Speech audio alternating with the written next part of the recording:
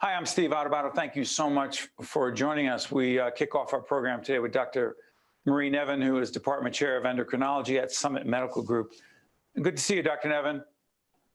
Hi, Steve. Thank you for having me. Well, our focus today is on diabetes and also the connection between COVID and diabetes. First, define diabetes, if you will. Diabetes is an abnormality in blood glucose or blood sugar level. It comes about from either the body not making enough insulin, as in type 1 diabetes, or in type 2 diabetes, it comes about because the body isn't able to use the insulin. Why is it a serious health problem? I know it's affected our family, and that's the only reason I'm aware of it. And we're one of millions across the country, across the world. Why is it important?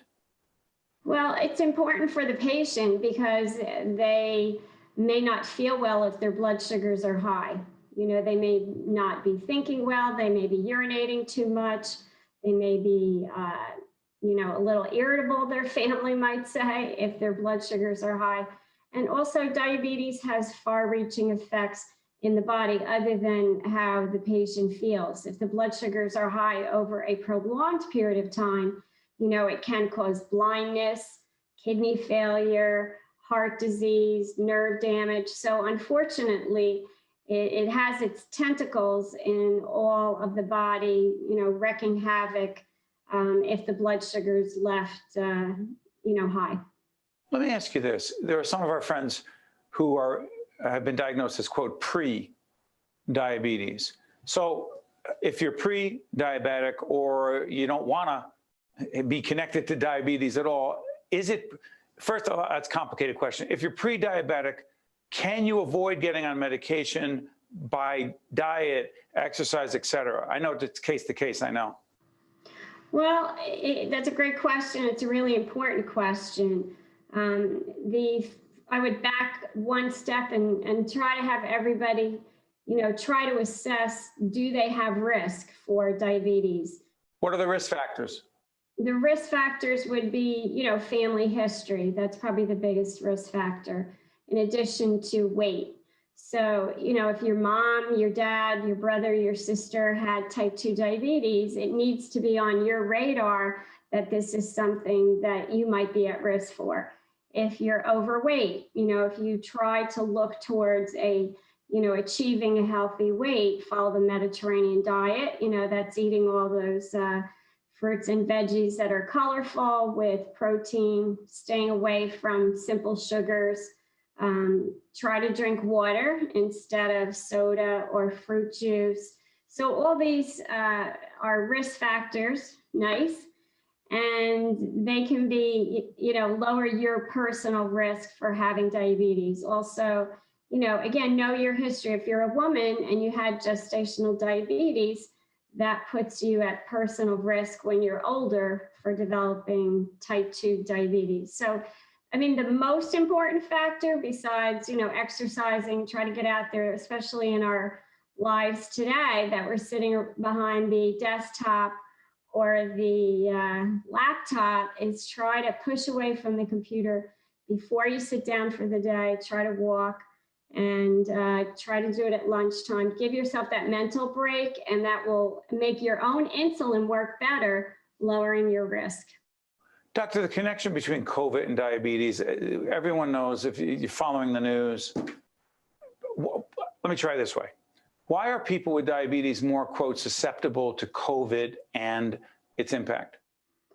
So, looking at the question, the studies, the information that we have at hand right now is that people who have diabetes, they may not be necessarily at huger risk for getting the illness, right?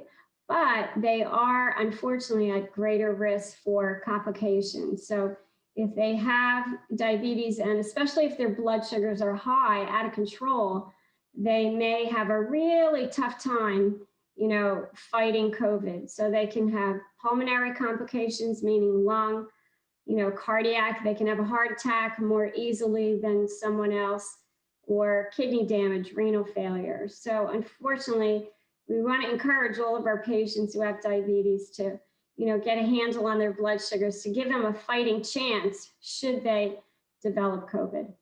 Real quick before I let you go, and by the way, Summit Medical Group supporting our healthcare program. I want to be really clear about that. Telehealth matters and still relevant even after the vaccine? Telehealth was really, I would say, a bright spot, in the landscape of the pandemic. It really rocketed in terms of importance. It had been stagnating for a while, but it really, within a day or two, we left our offices and we were seeing, patients on various platforms on our computers. So it really helped us reach out to our most vulnerable patients, our elderly patients, pregnant patients, patients who were sick, either with COVID or other acute illnesses, or people who had chronic illnesses that really need that touch point with their physician or other healthcare providers. So I hope that after the pandemic is over and things look brighter next year, yes, that we'll have an opportunity to reach out, especially to our most vulnerable patients through this platform. Dr. Marie Nevin, diabetes and everything connected to it, cannot thank you for educating us. All the best. We appreciate it. Thank you, Steve. Good luck. Thanks for bringing all these good information to our patients. We're trying. We'll be right back right after this. Think Tank with Steve Adubato has been a production of the Caucus Educational Corporation. Funding has been provided by Horizon Blue Cross Blue Shield of New Jersey, the New Jersey Economic Development Authority, Valley Bank, the Turrell Fund, supporting Reimagine Childcare, PSC&G, the Russell Berry Foundation, the Robert Wood Johnson Foundation, Johnson & Johnson, and by Caldwell University. Promotional support provided by NJ.com and by bestofnj.com.